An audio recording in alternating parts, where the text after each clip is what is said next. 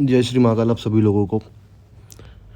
आज हम लोग बात करते हैं कि क्यों आप लोगों को स्तोत्र पाठ का फल प्राप्त नहीं होता, या क्यों आप लोगों को साधनाओं का फल प्राप्त नहीं होता। क्योंकि साफ सीधी बात है कि अगर एक स्तोत्र पाठ करने से किसी एक व्यक्ति की समस्या सही हो जाती है, तो इसका मतलब ये नहीं है कि वो स्तोत्र गलत है। क्योंकि अगर गलत होता तो फिर उसकी समस्या भी दूर नहीं होनी चाहिए थी। परंतु आज के समय में ज़्यादातर लोगों के साथ में जो समस्या होती है वो ये है कि वो स्तोत्र पाठ करते रहते हैं। उन्हें कोई बता देता है कि आप इस स्तोत्र का पाठ करिए, आप इसका जाप करिए, आपकी समस्या दूर हो जाएगी, लेकिन फिर भी उसकी समस्या जो है वो दूर नहीं होती, क्योंकि उसको उत्कीलित नहीं किया जाता। अब आप लोग सोचेंगे कि उत्कीलन जहाँ पे जिस स्तोत्र में चाहिए होता है वहाँ पे बोला जाता है उत्कीलित करने के लिए उसे। लेकिन मैं आप लोगों को एक बात बताऊँ, ऐसा कोई स्तोत्र नहीं है, ऐसा कोई मंत्र नहीं है, ऐसा कोई अक्षर नहीं है, ऐसा कोई बीज नहीं है जो कीलित ना होता हो। विशेष रूप से जब देवी देवताओं के संदर्भ में बात की जाती है तो आप लोगों को इस चीज़ का विशेष रूप से ध्यान रखना चाहिए कि कोई भी स्तोत्र या कोई भी मंत्र, एक सिंपल एक बीज मंत्र भी, वो अपने आप में कीलित होता है। क्योंकि ओम प्रत्यंगिराय नमः प्रत्यंगिरे सकल कामान साधय मम रक्षाम कुरु कुरु सर्वान् शत्रु मारय मारय खादय खादय घातय घातय ओम ह्रीम फट स्वाहा।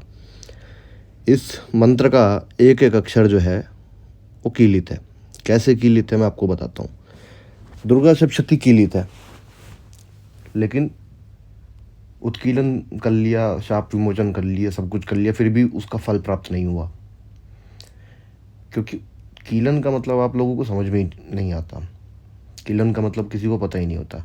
और मेरा हकीकत बताऊं तो मेरा ज्ञान देने का कोई मतलब नहीं है, मतलब कोई मेरा मन ही नहीं करता हकीकत बात बताऊं तो। क्योंकि यूट्यूब पे मैंने इतने ज्ञानी देख रखे हैं, इतने ज्ञानी देख लिए कि मेरा मन भर चुका है यूट्यूब से। हकीकत में मेरा मन सिर्फ अब यही करता है कि बाबा के भजन बनाओ, चुपचाप गाओ, आनंद लो जीवन का। क्योंकि मैं चाहे कितनी भी कोशिश कर लूँ आप लोगों को समझाने की, मैं चाहे कितनी भी कोशिश कर लूँ आप लोगों को बताने की, अंत में घूम फिर करके आप लोगों को वहीं जाके अटकना है कि नींबू काटने से तंत्र मंत्र कैसे किए जाते हैं। और ये वास्तविकता है, आप लोग मानो चाहे मत मानो। आधे से ज़्यादा लोग जो तंत्र में हैं वो इसी कारण से है कि उन्हें तांत्रिक बनना है, उन्हें ये लोगों के संकट हरने, भले अपने जीवन के एल लगे हुए हों, लेकिन उससे मतलब नहीं है, उन्हें चमत्कार दिखाना है। और मेरा इससे जो है मन भर चुका है अब। ठीक है, मेरे मन में अब ये आता है कि जिसका कल्याण होना होगा बाबा अपने आप ही कर देंगे।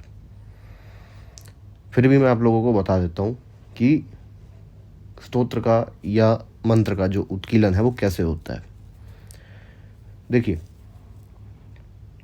देवी देवताओं के स्तोत्र, आप दुर्गा सप्तशती लीजिए, दुर्गा सप्तशती ही बोली जाती है सबसे भयानक तरीके से, कीलित है कीलित है कीलित है कीलित किया हुआ है। अरे गुरु जी उत्कीलन कर लिया लेकिन कुछ समझ में नहीं आ रहा, कुछ पता ही नहीं चल रहा है, कोई अनुभव नहीं हो रहा है।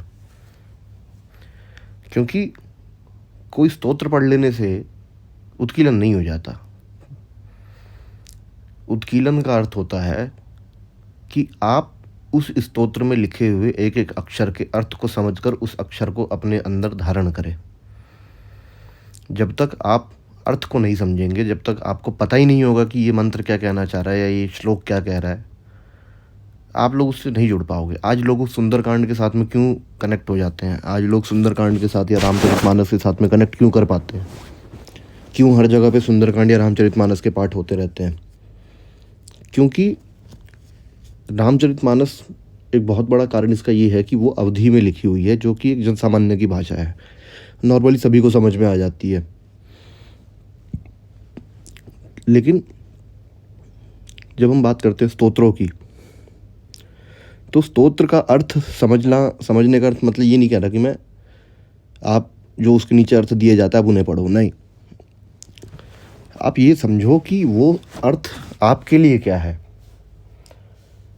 क्योंकि वेद केवल 4 हैं, लेकिन उन्हीं वेदों का भाष्य, उन्हीं वेदों के ऊपर चर्चा जो है वो अलग अलग लोगों ने अलग अलग तरीके से की हुई है। क्यों? क्योंकि उनका अपना अनुभव उन वेदों को लेकर के अलग है। ज़रूरी नहीं है कि हर व्यक्ति एक ही तरीके से फील करे चीज़ों को। इसीलिए द्वैत का सिद्धांत भी अस्तित्व में है और अद्वैत का सिद्धांत भी अस्तित्व में है, और दोनों ही सही हैं अपने अपने हिसाब से। आप कैसे समझना चाहते हैं वो आपके ऊपर है। कोई भी स्तोत्र आप उसके अर्थ को पढ़िए और उसके बाद उससे कनेक्ट करने की कोशिश करिए कि वो अर्थ क्या है और आपके लिए उसके क्या मायने हैं। आपके आज के समय में, आपके जीवन में उस अर्थ की क्या उपयोगिता है, आप उसे कैसे देखते हैं। और यही उस स्तोत्र का कीलन है। उस स्तोत्र का या उसी श्लोक का जो भाव होता है वो ही उस स्तोत्र का कीलन होता है। एक स्तोत्र का कीलन दूसरा स्तोत्र नहीं होता। लिख लो इस बात को आप, ठीक है। और जब तक आप अपने हिसाब से अर्थ को नहीं समझ पाओगे, अपने हिसाब से व्याख्या नहीं कर पाओगे, तब तक आपको उसका फल नहीं मिलेगा। क्योंकि जिस व्यक्ति ने उस स्तोत्र के अर्थ लिखे हैं, उस व्यक्ति ने उन अर्थों को अपने जीवन के संदर्भ में देखा है, समझा है। इसीलिए कपाल भैरव कवच जब आप लोग आज सुनते हैं तो उसकी ऊर्जा एक अलग लेवल पे चलती है। अब बहुत सारे लोग कपाल भैरव कवच का पाठ करते हैं, बहुत सारे लोग उसे सुनते हैं, बहुत सारे लोगों ने उसे अपने अपने चैनल पे रिपोस्ट किया है।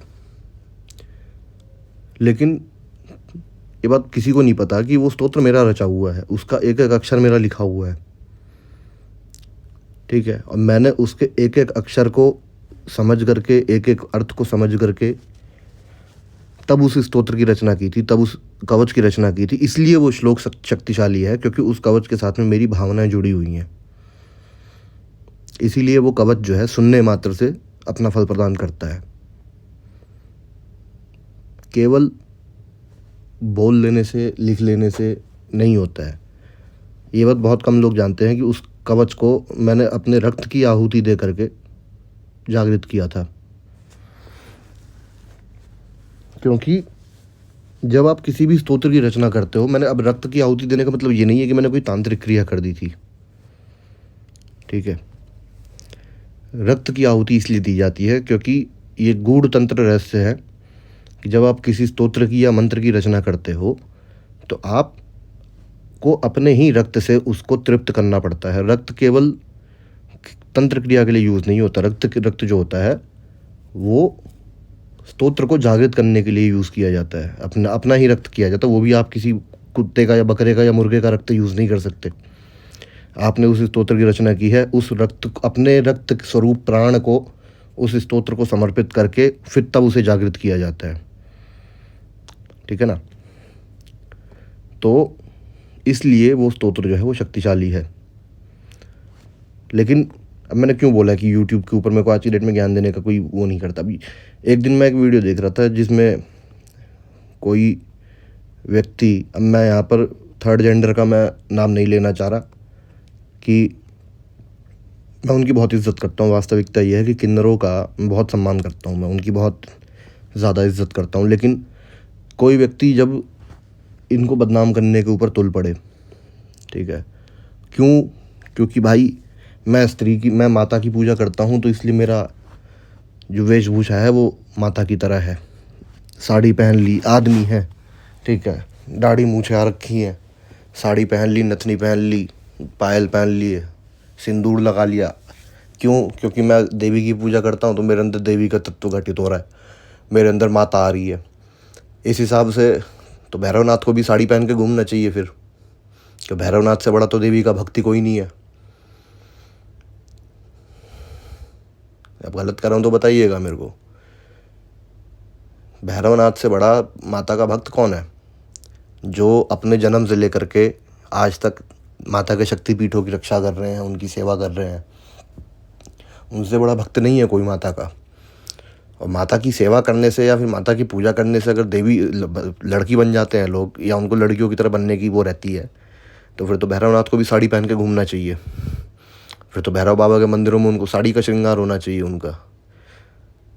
देवी देवता कृपा जो है वो वेशभूषा धारण कर लेने से नहीं करते, वो कृपा करते हैं आपकी भक्ति, आपकी सेवा देख करके, आपका समर्पण देख करके, कि मैं देवी की पूजा करता हूँ इसलिए मैं साड़ी पहन के घूम रहा हूँ। इस चक्कर में आप कुछ नहीं कर रहे, आप देवी देवताओं को बदनाम कर रहे हो।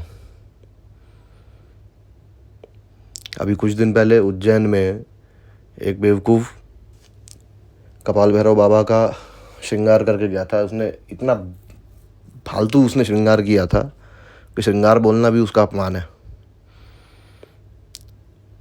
क्यों? क्योंकि कपाल भैरव बाबा के मंदिर में कोई पुजारी नहीं रहता, खाली पड़ा रहता है, जिसके मन में जो आता है वो करके चला जाता है।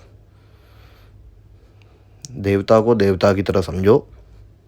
देवता अगर वहाँ पे सुनसान में वीराने में बैठा है तो इसका मतलब ये नहीं कि आपको ये अधिकार मिल गया कि आप उनके साथ जो मर्जी वो कर लो।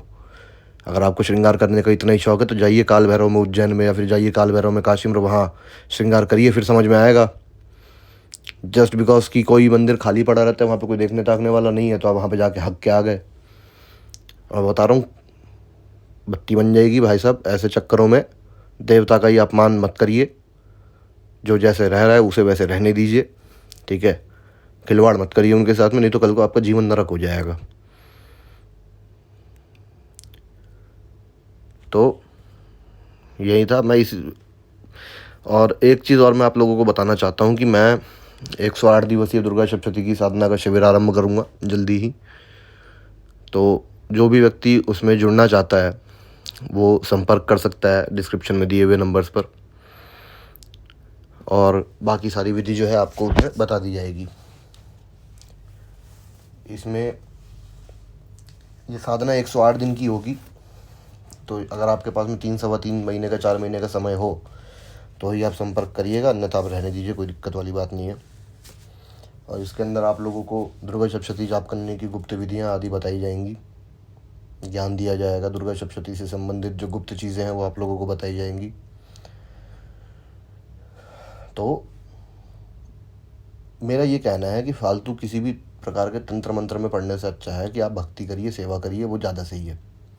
और ये बात मैं अनुभव से कह रहा हूँ, ठीक है। चमत्कार की उम्मीद मत करिए कि आपने आज पूजा करनी शुरू करी तो कल आपके जीवन में चमत्कार होने लग जाएंगे। ऐसा नहीं होता है। किसी भी चीज़ को होने में समय लगता है, किसी भी चीज़ के घटने में उसको समय लगता है, और उस समय की आपको प्रतीक्षा करनी चाहिए, ठीक है। तो अभी के लिए इस वीडियो में केवल इतना ही। जय श्री महाकाल आप सभी लोगों को।